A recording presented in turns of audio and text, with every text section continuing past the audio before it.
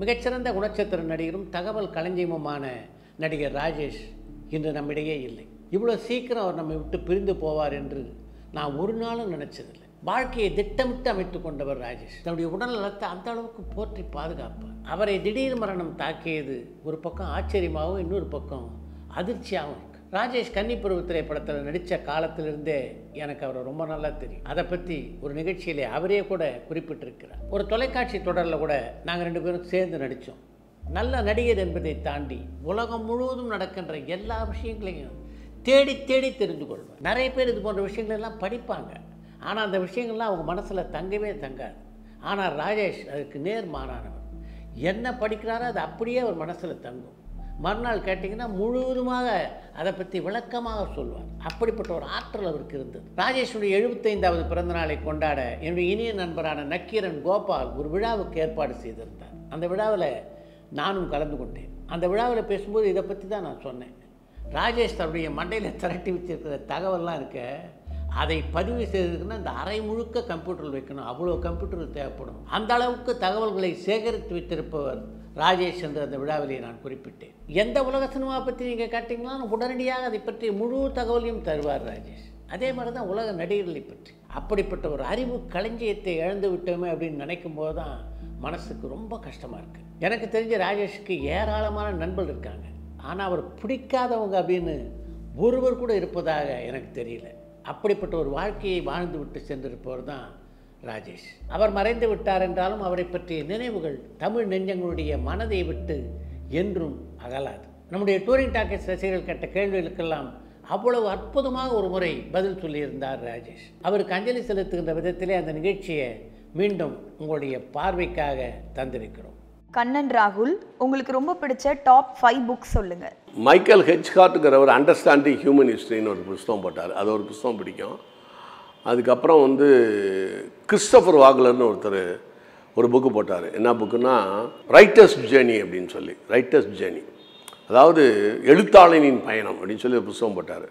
அப்புறம் Syd Field how to write a screen பிளேன்னு ஒரு புத்தகம் போட்டார். அப்புறம் ஃபஸ்ட்டு 100ன்னு ஒரு புத்தகம் போட்டார். இவர் நான் ரிச்சர்ட் டாக்கின்ஸ்ன்னு நினைக்கிறேன், ஞாபகம் இல்லை பேர். ஃபஸ்ட் 100 முதல் 100 மனிதர்கள் அப்படின்னு சொல்லி இந்த ஒரு 4 புத்தகம் என்னை ரொம்ப வித்தியாசமாக இம்ப்ரெஸ் பண்ணிச்சு. அது மாதிரி அப்புறம் இன்னும் நிறைய புத்தகங்கள் இருக்குது, டக்குன்னு கேட்குறதுனால தெரியலை, வேறு ஒன்றும் இல்லை. சுரேஷ், சூப்பர் ஸ்டார் ரஜினிகாந்தை பற்றி ஒரு வார்த்தையில் சொல்லணும்னா என்ன சொல்வீங்க சார்? ஒரு வார்த்தையில் சொன்னால் பெரிய சாதனையாளர், மிக நல்ல மனிதர். இருவர் படத்தில் மணிரத்னம் சார் அண்ட் மோகன்லால் கூட ஒர்க் பண்ண எக்ஸ்பீரியன்ஸ் பற்றி சொல்லுங்கள். மோகன்லால் ஒரு மிகப்பெரிய ஒரு நல்ல ஒரு கலைஞன், யதார்த்தமாக பழகுவார். பழைய ஃப்ளாஷ்பேக்கெல்லாம் ரொம்ப ஈஸியாக சொல்லுவார். அது ஒரு பெரிய அனுபவம் தான் அவரோடது. அவரோட நான் ஒரு படம் தான் ஆக்ட் பண்ணேன் நான், ஆனால் ஏற்கனவே ஒரு பழக்கமானவர் எனக்கு. ஷாலினி ஃப்ரம் பெங்களூர், நீங்கள் இது வரைக்கும் பண்ணதுலேயே ரொம்ப சேலஞ்சிங்கான ரோல்னால் எது சொல்லுவீங்க? சேலஞ்சிங்கான ஒன்றுமே கிடையாது, எல்லாமே சேலஞ்சிங்கான ரோல் தானே. அச்சமலை நடிக்கும்போது மட்டும் அந்த 2 கேரக்டராக மாறுறது இருந்துச்சு. மிக நல்லவர், அப்புறம் ஒரு grey character, black and white 2 கலந்த மாதிரி ஒரு கிரே கேரக்டர், அது மாதிரி இருக்கும். அது கொஞ்சம் கஷ்டமாக இருந்துச்சு. அது கொஞ்சம் ஒரு கத்தி மேல் நடக்கிற மாதிரி ஒரு கேரக்டர். புவியரசு, ஆசிரியர் பணியை நம்ம விட்டுட்டோமே அப்படின்னு என்னைக்காவது வருத்தப்பட்டிருக்கீங்களா? அப்படின்னு நினைக்கல. ஏன்னு கேட்டால் இந்த பிடிச்சிருவோங்கிற நம்பிக்கை தானே. அதாவது ஒருத்தர் சொன்னார், ஒரு தீவை நீ ஆள வேண்டும் என்றால் நான் எந்த படகுல அதை தீவிட்டு கொளுத்திடு, ஏன்னா மறுபடியும் ரிட்டர்ன் போகணுங்கிற எண்ணம் வராதுல்ல. அது மாதிரி நான் வாத்தியார் வேலையை விட்டுட்டேன். அதனால் இதில் எப்படி சாதிப்பேங்கிறதான். ஏன் வாத்தியார் வேலையை விட்டேன்னா நான் என்றைக்குமே நினச்சதில்லை. இதில் நான் ஒரு மிகப்பெரிய ஒரு இடத்த அடையலைன்னு நான் ரொம்ப வருத்தப்பட்டேன். ஆனால் ஆஃப்டர் 60 வயசு கடந்த பிறகு பரவாயில்ல, இந்த நிதான வெற்றியே நிரந்தர வெற்றி. ஒரு லெவலுக்கு மேலே பெருசாக போகும்போது மனுஷனுக்கு நிம்மதி இல்லைன்னு கண்டுபிடிச்சேன் நிறைய பேருடைய லைஃப்பில். அதனால் எனக்கு இப்போ கொஞ்சம் மன திருப்தியாக இருக்கிறேன். ஹெல்த் இஸ் வெல்த்துங்கிறத கண்டுபிடிச்சிட்டேன் நான் இப்போ.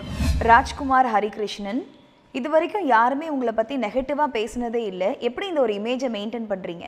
ரொம்ப கஷ்டம் தான் பண்ணணும், ரொம்ப கஷ்டப்படணும்.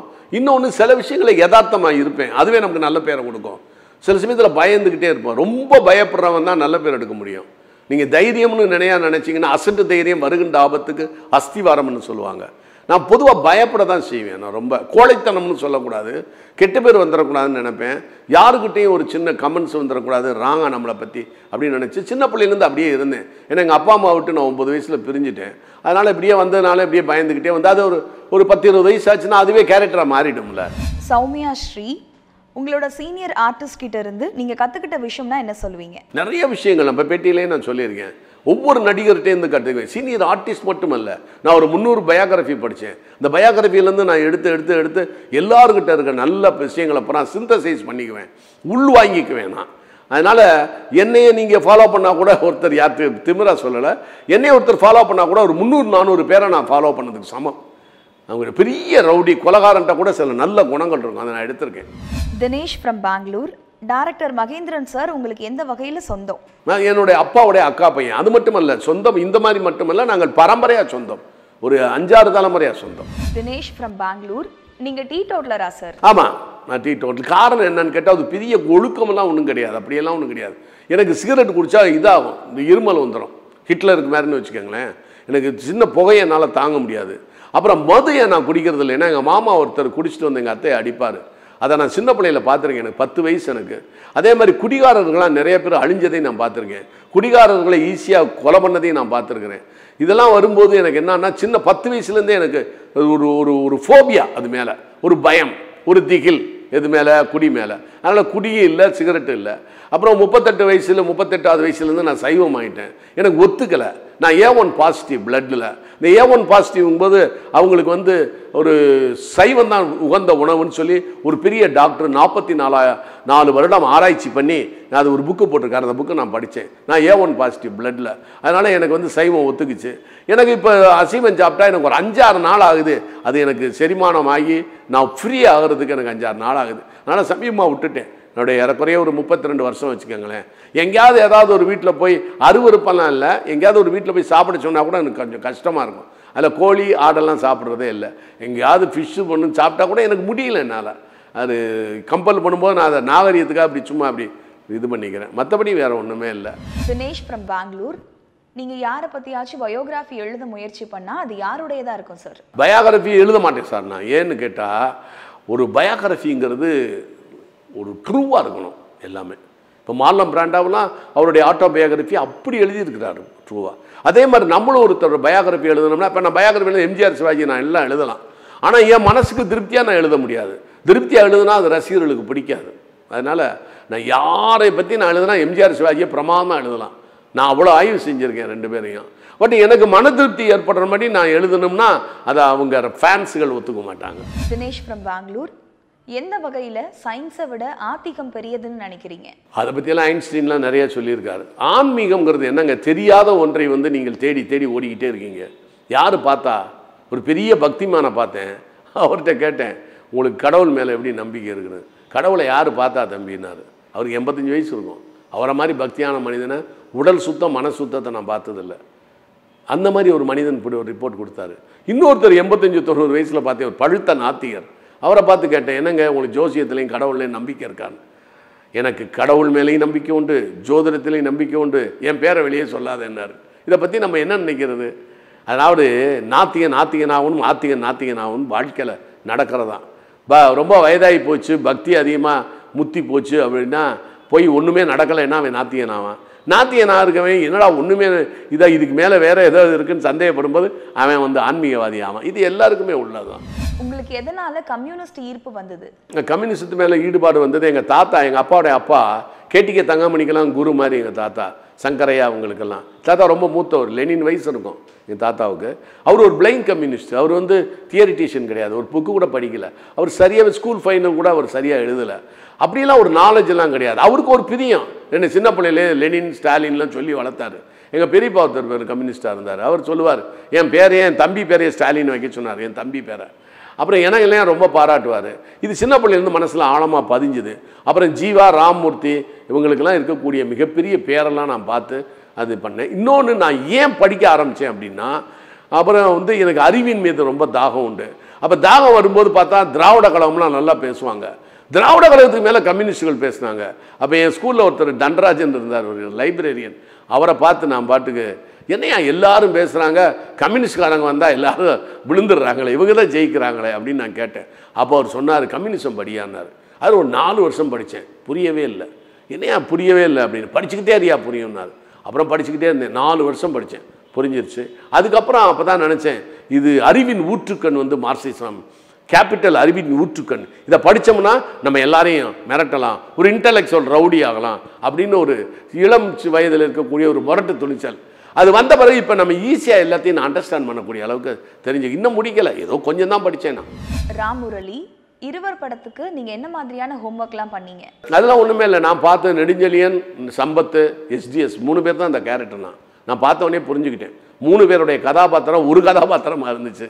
அதனால் நான் சம்பத்தை பார்த்ததில்ல, நெடுஞ்செழியன் சார்ட்டையும் இவர்ட்டையும் பழகியிருக்கேன் நல்லா. சம்பத்தை நான் பழகினதில்லை, நான் சம்பத்தை தூரத்தில் தான் பார்த்துருக்கேன். நான் இந்திரா காந்தியோடைய பேசுனது தமிழில் டிரான்ஸ்லேட் பண்ணார் பீச்சில், அதான் பார்த்தேன். நான் பழகலை சம்பத்துக்கிட்ட. சம்பத் எங்கள் மாமாவெல்லாம் ரொம்ப க்ளோஸு, சம்பத்து எங்கள் மாமாவெல்லாம். சுந்தர் ஃப்ரம் திருச்செந்தூர், சத்யா படத்தில் கமல் சார் கூட ஒர்க் பண்ண எக்ஸ்பீரியன்ஸ் பற்றி சொல்லுங்கள். ஒன்றும் இல்லை, கமல் சாரோட நடித்தது பெரிய விஷயம் தான். அவருக்கு நம்பிட்டு மாபெரும் கலைஞர், அவரோட இது பண்ணுறது. அந்த வில்லன்கள்லாம் எனக்கு தெரியும், ஒருத்தர் எப்படி இப்படி பேசுவாங்க அப்படின்னு. இப்போ ஒருத்தர் எல்லாருமே இப்போ நடிகர்கள் எம்ஆர் ராதாட்டன் என்ன தெரிஞ்சுக்கிட்டேன்னா, அவர் ஒரு படிக்காதவர், எழுத படிக்கவே தெரியாது, தமிழே எழுத படிக்க தெரியாது, ராதான்னு கையெழுத்து போட தெரியாது. அப்படிப்பட்ட ஒருத்தர் அவர் எப்படி கற்றுக்கிட்டார் எல்லாத்தையும்னு சொன்னால், வாயா வா இன்னும் ஏன் எப்படியா இருக்கு அப்படிங்கிறது அவர் அது ஒருத்தன் பேசுகிறத அவர் கவனிச்சிடுறாரு. இப்போ நம்மலாம் யார் பேசுகிறதையும் பொதுவாக யாரும் கவனிக்கிறது இல்லை. ரியல் லைஃப்பில் இவர் இப்படியே பார்க்குறாரு, கேமரா கேண்டிட் கேமரா வைக்கிற மாதிரி. அப்போ பார்க்கும்போது நமக்கு முடியுமா அப்படிங்கிற மாதிரி ஒரு ஆள் சொல்கிறத இவர் அப்படியே பிக்கப் பண்ணி சினிமாவில் செய்கிறார் எம்ஆர் ராதா. அதைத்தான் நான் கண்டுபிடிச்சேன். அதுதான் கண்டுபிடிச்சி அதை நான் தெரிஞ்சுக்கிட்டேன். நான் வந்து எம்ஆர் ராதா பார்த்த பிறகு தான் நான் தெரிஞ்சுக்கிட்டேன், இவர் எப்படி இதெல்லாம் செய்கிறாரு அப்படின்னு சொல்லி. அதனால் நான் எல்லாரையும் ஃபாலோ பண்ணி அதை நான் பேட்டியிலெல்லாம் சொல்லுவேன். இப்போ நக்கீரன் பேட்டியிலெல்லாம் நான் இந்த ஹீரோ வந்து நான் ஹீரோ கூட பார்த்தேன்னா, ஹீரோவுடைய பயோகிராஃபி படித்த பிறகு நான் அந்த ஸ்டைலில் சொல்லுவேன். அதான் ஆடியன்ஸுக்கு ரொம்ப பிடிக்குது. அதாவது அரசியல் சத்யா படத்தில் வர அரசியல்வாதிகளாம் எவ்வளோ பேரை நான் பார்த்துருக்கேன், அது மாதிரியே அப்படியே பேசினேன், அவங்கவுங்க மாதிரி பேசினேன். மாறா, தர்மதுரை படத்தில் நடித்த அனுபவத்தை சொல்லுங்கள். தர்மதுரை அவர் சீனு ராமசாமி மகேந்திரன் சார் மாதிரி, மகேந்திரன் மேலே ரொம்ப ஒரு ஃபேன் மாதிரி இருப்பார். அவர் நல்லா சொல்கிறத விட அவர் எடுக்கிறது ரொம்ப நல்லா எடுப்பார். ரொம்ப கம்போசிஷன்லாம் ரொம்ப நல்லாயிருக்கும். ரொம்ப ஃபீலிங் செல்லுலாய்டில் அவருடைய ஃபீலிங்ஸை காமிப்பார். இது தர்மதுரையில் இவர் நம்ம சீனு ராமசாமி படத்தில் நல்லா நடித்த நல்ல அனுபவம். பழைய நடிகர்களுடைய நடிப்பை பற்றியெல்லாம் நான் இவர்கிட்ட ரொம்ப பேசினேன். யார்கிட்ட? நம்ம விஜய் சேதுபதி. நல்ல அனுபவசாலி, ரொம்ப நிதானமாக ரொம்ப நேச்சுரலாக நடிக்கக்கூடிய ஒரு நடிகர் விஜய் சேதுபதி. அவருக்கு வந்து பழைய விஷயம்லாம் தெரியாதுன்னு நினச்சேன். அவர் காளியன்றத்திலேருந்து எல்லாத்தையும் தெரிஞ்சு வச்சுருக்கிறார், எம்ஜிஆர்லேருந்து எல்லாரையும். ராதா முருகன், கேப்டன் விஜயகாந்தோட உடல்நிலை எப்போ சரியாகும்னு அவரோட ஜாதகத்தை கணிச்சு சொல்ல முடியுமா? தெரியல சார், எனக்கு பழக்கம் இல்லை சார். நான் சமீபத்தில் இப்போ கேட்டேன், பார்க்கணும்னு சொன்னேன். அவங்க மச்சினை யாரையும் பார்க்க விடுறதில்லை அப்படின்னு சொல்லிட்டார். அதனால் நான் போகல. என் ஜாதகம் மறந்து போச்சு. துலா ராசி தனுசு லக்னம்னு நினைக்கிறேன். என் ஜாதகம் போச்சு, ஒரு லெட்ஜர் வச்சுருந்தேன், தொலைஞ்சி போச்சு எனக்கு.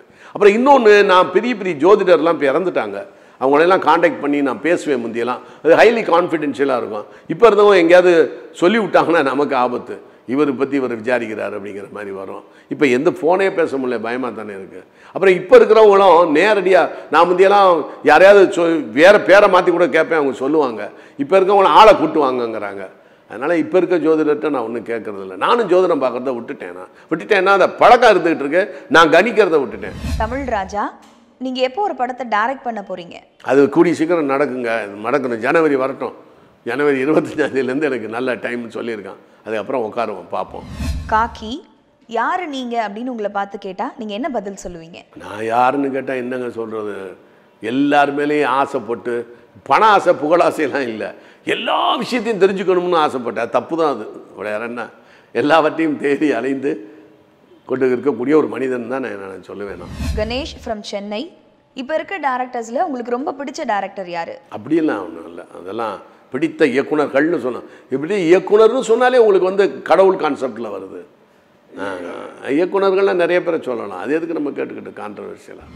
சாய்ராம் ராமன், இப்போ நடந்துட்டு இருக்கிறது கலியுகம்னு சொல்கிறாங்களே, அது உண்மையா? கலியுகம்னு சொல்கிறாங்க. கிருதயுகம், திரேதாயுகம், துவாபர யுகம், கலியுகம்ங்கிறாங்க, சதுர்யுகம்ங்கிறாங்க. ஆமாம், அது மதத்தில் சொல்கிறாங்க, இந்து மதத்தில். ஸ்டெர்லின், உங்களுடைய நினைவாற்றலோட ரகசியம் என்ன? நினைவாற்றல் சின்ன பிள்ளையிலேருந்து நினைவாற்றலை வந்து நான் ரொம்ப ரீகேப்சுலேஷன் சொல்லுவாங்க, திரும்ப கற்றல், அசோசியேட்டட் இமேஜஸ்ன்னு சொல்லுவாங்க. இப்போ இந்த பையனை பார்த்தோன்னா யாருமா இருக்கா, நீங்கள் யாருமா இருக்கீங்க, நீங்கள் யாரை பார்த்து நீங்கள் செஞ்சுருக்கீங்க, நீங்கள் முடியெல்லாம் இப்படி போல செய்தல்னு சொல்லுவார் அம்பேத்கர் ரொம்ப நல்லா சொல்லுவார். அதுதான் அவர் 2 பேரை சொல்லுவார். அவர் வந்து வால்டர் பேக்கார்ட்னு ஒருத்தர், கேப்ரியல் டாடுன்னு ஒருத்தர், 2 பேரை சொல்லுவார். ஒரு ஆளை பார்த்தோன்னா நம்ம இமிட்டேட் பண்ணுறதா தான் பேண்ட் போடுறது. இப்போ ப்ளூ ஜீன்ஸ் இருக்குது, இந்த ப்ளூ ஜீன்ஸ் வந்து ஜேம்ஸ் டீன் ஒரு நடிகர் போட்டோம் 1949. அதுக்கப்புறம் தான் மார்லம் பிராண்டா போட்டார் படங்களில்.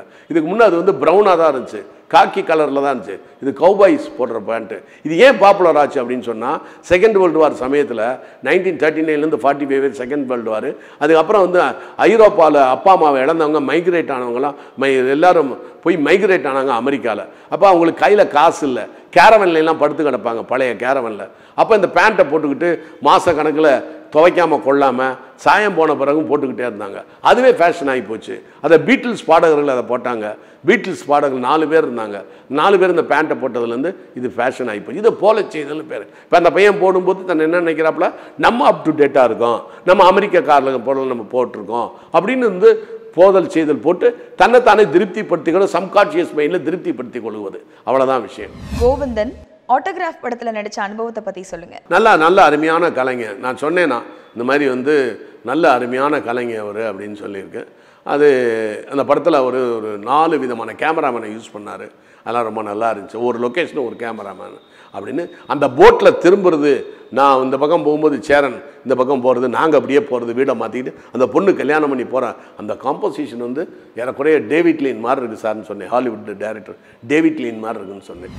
கோபி ஈஸ்வர் ஃப்ரம் கோவை, மெட்டி படத்தில் எடிட்டர் பி லெனின் கூட ஒர்க் பண்ண எக்ஸ்பீரியன்ஸ் பற்றி சொல்லுங்கள். லெனின் சார் ரொம்ப சிந்தனையாளர். அவங்க அப்பா பெரிய டைரக்டரு, இது நம்ம பீம்சிங்கு அவருடைய பையன். அப்போ வந்து ரொம்ப ரொம்ப ரசனையான ஆள், ரொம்ப சின்ன பையன் மாதிரியே இருப்பார் எப்போவுமே. அவர் வந்து ஆசைப்படாத மனுஷன் எதுக்குமே, ஒரு சித்தர் மாதிரி லெனின். நான் லெனின் போய் உட்காந்து பேசிக்கிட்டு இருப்பேன். நான் அந்த படம் எடிட் பண்ணும்போது, மெட்டி படம் எடிட் பண்ணும்போது அவர் அந்த இடத்துல ஒரு கேப் இருக்கும், அதெல்லாம் போட்டு ஃபில்லப் பண்ணுவார் நிறையா. அதெல்லாம் நல்ல எடிட்டர் லெனின். வெங்கட் பிரசன்னா, நீங்கள் டப்பிங் பண்ணதுலேயே உங்கள் வாய்ஸ் யாருக்கு ரொம்ப சரியாக பொருந்துச்சுன்னு நினைக்கிறீங்க? நெடுமுடி வேணு சார், முரளி சாருக்கெலாம் கொடுத்துருக்கேன். அட்வர்டைஸ்மெண்ட்லாம் நிறையா கொடுத்துருக்குறேன். அதெல்லாம் ரொம்ப காலமாச்சு. அது இன்னொரு நடிகருக்கு டப்பிங் கொடுக்க ரொம்ப கஷ்டம். இப்போ நெடுமுடி வேணும் இந்த இப்படி வச்சுக்கிட்டு பேசுகிறாருன்னு வச்சுங்களேன், நம்மளும் அப்படி வச்சுக்கிட்டு பேசினா தான் வரும் ஃபீலிங்கு. அப்புறம் முரளி இப்படி பார்க்குறாரு அப்படின்னா, ஏய் யாரு நீ அப்படிங்கிற மாதிரி தான் வரும். அது மாதிரி ரொம்ப கஷ்டம் அவங்களோட இன்னொருத்தருக்கு பேசுகிறது. எனக்கு நெடுமுடி வேணுக்கு ரொம்ப கஷ்டப்பட்டு பேசினேன். அப்புறம் இவர் ரொம்ப என்ன வாங்கினார் வேலை, யார் நம்ம அமீர், அவர் ராம் படத்துக்கு போட்டு முரளியை போட்டு என்னை கொண்டு தள்ளிட்டார். நல்ல டைரக்டர் அமீர், வேலை வாங்குறதுல பயங்கரமான ஆள். அவர் விஜய் இருக்கார்ல, அவர் பொய் சொல்ல போகிறோம்னு ஒரு படம், அதில் நான் டப்பிங் பண்ணேன். அதான் நெடுமுடி வேணும் போட்டு பிழிஞ்சு எடுத்துக்கிட்டார். நல்ல டைரக்டரு. அது நம்மள்கிட்ட வேலை வாங்குறதுல இருக்குது, நம்ம எப்படி சொல்லணுங்கிறத அவங்க சொல்லி கொடுப்பாங்க. இந்த மூச்சு இழுக்கிறத கூட ஒரு அமீர் வேலை வாங்கிட்டார். நான் இதில் மூச்சு விடுவேன் அப்படின்னு, அந்த மூச்சு விடுறத முரளி வந்து ஹாஸ்பிட்டலில் இருப்பார், அந்த சவுண்டெல்லாம் அப்படி கொடுக்க சொன்னார். நான் தான் மூக்கை வச்சுக்கிட்டு கொடுத்தேன். அது உண்மையிலே அந்த இப்படின்னு அடைச்சிக்கிட்டு நான் கொடுத்தேன். அந்த நேசல் பிளாக் ஆகி உள்ளே போகிற மாதிரிலாம் இருக்கும். கமல் ஃப்ரம் சென்னை, உங்களோட முதல் சம்பளம் எவ்வளோ? சினிமாவில் நீங்கள் அதிகபட்சமாக வாங்கின சம்பளம் எவ்வளோ? 2500 ரூபா, அவ்வளோதான். அதிகபட்ச சம்பளம் 2 லட்ச ரூபா வாங்கினேன். 3 லட்சம் 5 லட்சம் அதெல்லாம் இருக்குது. 7 லட்சம் இதே இதுக்கு போய் சொல்லிட்டு இன்கம் டேக்ஸுக்கா. கணியன் தேவா, உங்கள் வாழ்க்கையில் இது வரைக்கும் ஏதாவது ஒரு காரணத்துக்காக வருத்தப்பட்டதுண்டா? நிறைய வருத்தப்பட்ட விஷயங்கள் இருக்குது. என்னத்தை வருத்தப்பட்டு என்ன புண்ணியம்? மனிதர்கள் பண்ண துரோகங்கள், வேற என்ன துயரம்னு எடுத்துக்கிட்டோம்னா நிறையா இருக்குது. எம்ஜிஆர் சிவாஜி இறந்தது கொண்டது, என் ஒய்ஃப் இறந்தது, இதெல்லாம் துயரமான சம்பவங்கள். வருத்தப்பட்டது எக்கச்சக்கமாக இருக்குது. வருத்தப்பட்டு என்ன புண்ணியம்? விக்னேஷ் ஃப்ரம் சென்னை, மனைவி இறந்த சோகத்திலிருந்து எப்படி மீண்டு வந்தீங்க? அது எல்லாரும் என் பயோகிராஃபி, ஒய்ஃப் இறந்தது வந்து என் லைஃப்லேயே மிகப்பெரிய ஷாக்கிங் நியூஸ். ஒய்ஃப் இறந்துட்டாங்க. நான் மதுரையில் இருந்தேன், என் ஃபோன் வந்துச்சு எனக்கு, ஒய்ஃப் இறந்துட்டாங்கன்னு. அப்படி இறங்கும்போது பூமியே ஏதோ சுத்தாத மாதிரியும், இல்லை பூமி கீழே விழுந்துடுற மாதிரியும், என்னமோ மாதிரி இருட்டின மாதிரியும்லாம் நான் ஃபீல் பண்ணேன். இதுக்கப்புறம் கொஞ்சம் ஒரு 10-20 அடிக்கு அப்புறம் எல்லாமே இருட்டாக இருக்கிற மாதிரி ஃபீல் பண்ணேன். அப்போ சினிமாவை நினச்சிக்கிட்டேன், இதுதான் சினிமா பண்ணியிருக்காங்கன்னு. ரொம்ப பயங்கரமாக ஃபீல் பண்ணேன். அதுலேருந்து நான் எப்படி மீண்டேன் அப்படின்னா, நேருவுக்கு ஒய்ஃப் இறந்துட்டாங்க, பெரியாருக்கு ஒய்ஃப் இறந்துட்டாங்கன்னு நிறைய பேருடைய பயோகிராஃபி நான் படித்ததுனால அது யார் யார் மனைவியை இழந்தாங்களோ அவங்களெல்லாம் நினச்சி நான் தேத்திக்கிட்டு, இன்னொன்று ஜாதகத்தில் எனக்கு தெரியும், எனக்கு இது மாதிரி ஒரு ஆபத்து இருக்குன்னு கண்டம்னு தெரியும். என் ஒய்ஃபுக்கு 49வது வயசில் ஒரு கண்டம்னு தெரியும், அவங்களுடைய 49வது வயசில். பட் அது வந்து இறப்பாங்கன்னு நான் நினைக்கல. ஏன்னா என் ஒய்ஃபோடைய ஜாதகத்தை நான் ஆராய்ச்சி பண்ணல. அதை ஆராய்ச்சி பண்ணி தெரிஞ்சுக்கிட்டோம்னா நமக்கு ஒரு மனசு கஷ்டமாக இருக்கும்னு நான் தெரிஞ்சுக்கல. அதனால் இறந்தப்போ ரொம்ப ஷாக்கிங்காக தான் எனக்கு இருந்துச்சு, பெரிய விஷயம். கனியன் தேவா, உங்களோட பசங்களுக்கு புக்ஸ் ரீட் பண்ணுற பழக்கம் இல்லைன்னு சொல்லியிருந்தீங்களே, அதுக்கு என்ன காரணம்? அது என்ன பண்ணுறது, படிக்க நம்ம சொல்கிறத அவங்கெல்லாம் செய்ய மாட்டாங்க. போலாரிட்டின்னு பேர் அது. எப்போவுமே நம்ம பிள்ளைங்கள் நம்ம வந்து போல செய்தல் இருக்குல்ல, அதெல்லாம் அவங்கெல்லாம் வந்து அப்படி வருவாங்க நம்ம எதிர்பார்க்கக்கூடாது. நான் சொல்லுவேன் ஒய்ஃபுக்கிட்ட பிள்ளைகள்கிட்டலாம் சொல்லுவேன், நீங்களாம் புத்தகமே படிக்க வேணாம், நான் 6000 புத்தகம் வச்சுருக்கேன் வீட்டில், நீங்கள் என்கிட்ட டெய்லி ஒரு 10 கேள்வி கேளுங்க, அதுவே நான் மணிக்கணக்கில் பேசிகிட்டு இருப்பேன், உங்களுக்கு அதுவே போதும். எம்ஆர் ராதாவில் அப்படி தானே இம்ப்ரூவ் பண்ணார். எம்ஆர் ராதா நிறைய நடிகர்கள் அந்த காலத்தில் யாரையாவது கேள்வி கேட்டு விட்டு பேசிக்கிட்டே இருப்பாங்க, டேப் ரெக்கார்டு மாதிரி பதிவாயிடும். சர்ச்சில் இருக்கார்ல, சர்ச்சில் இருந்தார், வின்சன் சர்ச்சில், ஒருத்தர் 1 மணி நேரம் பேசினா மறுபடியும் பேச சொன்னீங்கன்னா 1 மணி நேரம் ஸ்பீச்சையும் டேப் ரெக்கார்டு மாதிரி பேசுவார் சர்ச்சில். அவ்வளோ பெரிய நினைவாற்றல் உள்ளவர். லார்ட் மெக்காலேயும் அதே மாதிரி தான். ஒரு புத்தகத்தை படித்தான்னு அப்படியே சொல்லுவார். Child prodigy Lord Macaulay. சும்மா நம்மலாம் வெள்ளைக்காரங்க அவங்க இல்லைன்னா பொறாமை, அப்போ அதெல்லாம் பார்க்கவே கூடாது. யாருமே அன்பயஸ்டாக இருக்கணும் எப்போவுமே. உள்ளுக்குள்ளே வந்து உங்களுக்கு பொறாமை வந்தாலே உங்கள் ரத்தம் மாறிடும், நீங்கள் ஆள் அசிங்கமாயிடுவீங்க, உங்களுக்கு வியாதி வரும். நான் யாரை பற்றும் பொறாமப்பட மாட்டேன், சிரிப்பேன், ரசிப்பேன். இல்லைடா இவங்கள கூட பார்க்குறாங்களே இவங்க போய் இவங்க கூட ஆட்சிக்கு வந்துட்டாங்களே, சிரிப்பேன், ரசிப்பேன். ஆனால் யாரையும் பார்த்து பொறாமப்பட்டேன்னா எனக்கு பிளட்டு கெட்டு போயிடும், நான் வியாதி உள்ளவன் ஆகிடுவேன். குமார் ஃப்ரம் கும்பகோணம், உங்க சக நடிகரான சிவகுமார் பத்தி சொல்லுங்க. நான் 9 வயசு மூத்தவர் என்னோட. எனக்கு இப்போ 71, அவருக்கு எப்படி 78 இருக்கும், 79 இருக்கும். நான் நல்லா இருக்கும், நல்லா பேசிக்குவோம். என்னைய நிறைய பேர் சிவகுமார் மாங்க, இந்த வெளிநாட்டுக்கு போயிட்டோம்னா சிவகுமார் மாங்க. இந்த நேபாளிஸ் பையங்கள்லாம் இல்லை, அவங்களாம் நீ சூர்யா அப்பா தானே அப்படிம்பாங்க. யோ இந்த சூர்யா அப்பா இல்லையாண்ணா, அவர் வேறையா சிவகுமார், இல்லை போய் சொல்கிறேன் அப்படிம்பாங்க. சூர்யாவும் கார்த்தியோடைய அப்பா அம்மாங்க. என்ன இந்த நேபாளிஸில் வேலை பார்க்குறாங்கல்ல அவங்கெல்லாம். அப்புறம் சிங்கப்பூர் மலேசியாவிலலாம் சில பேர் சொல்லுவாங்க, அதிகமாக சினிமா பார்க்காதவங்க, நீங்கள் தானே சிவகுமார்மாங்க. சில பேர் சிவாஜி மகன்பாங்க, சிரிப்பு வரும் எனக்கு. அப்போ பிரபு வர்றதுக்கு முன்னால் அதெல்லாம் இல்லைங்க அப்படின்னு. சில பேர் எம்ஜிஆர் மகன் கூட சொல்லியிருக்காங்க. இப்போ சமீபத்தில் சிரிப்பு வந்துருச்சு எனக்கு, ஏன் புது கதையை விட்றீங்க அப்படின்னு. அது சினிமா தெரியாதது. யாராவது சொல்லுவாங்க எம்ஜிஆர் சொந்தக்காரன்னு சொல்லுவாங்க, இவன் அப்படியே அடிச்சு விட்ருவாங்க.